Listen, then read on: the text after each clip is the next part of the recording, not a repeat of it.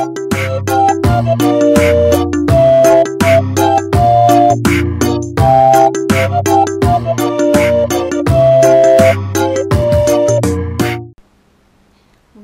to Lifestyles with Strange and Exotic Random Book Review. And today we will be reviewing Ribbons of Death by Aditya A. Petrick. And this is a review copy. She contacted me through email via Amazon, and she goes, well, I noticed that you like Dan Brown. Well, I write similar type of books and would like to know if you'd do a review for me.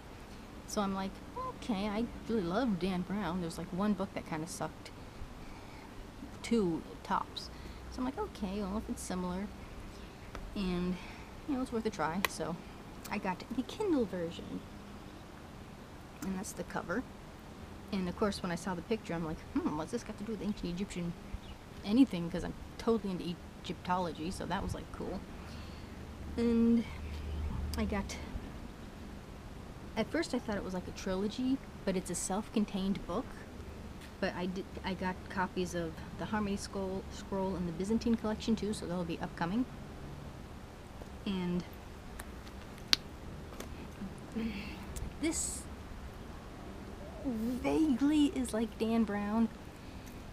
It's not the, you know, grab you by the balls adrenaline rush that Dan Brown is. It's a much more calmer, analytical version of it, but it kept me interested all the way through.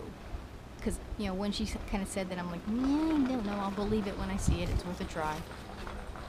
So when I was reading it, it was very methodical.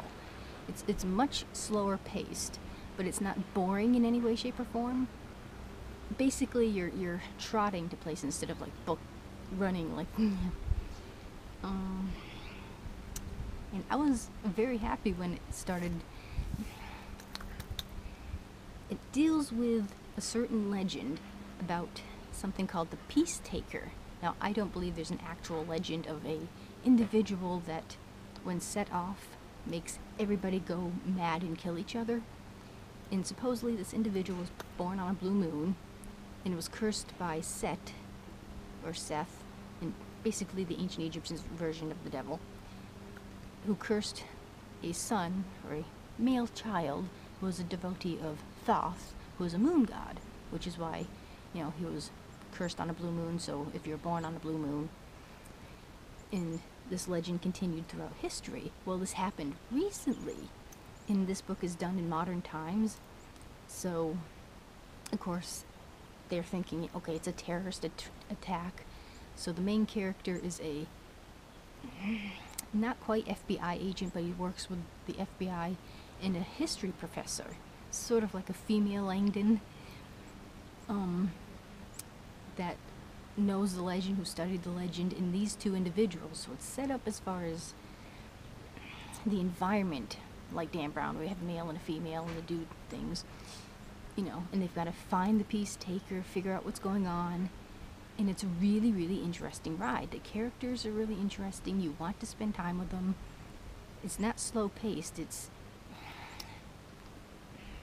exciting without being, you know, all the time. It's actually much more relaxed and enjoyable.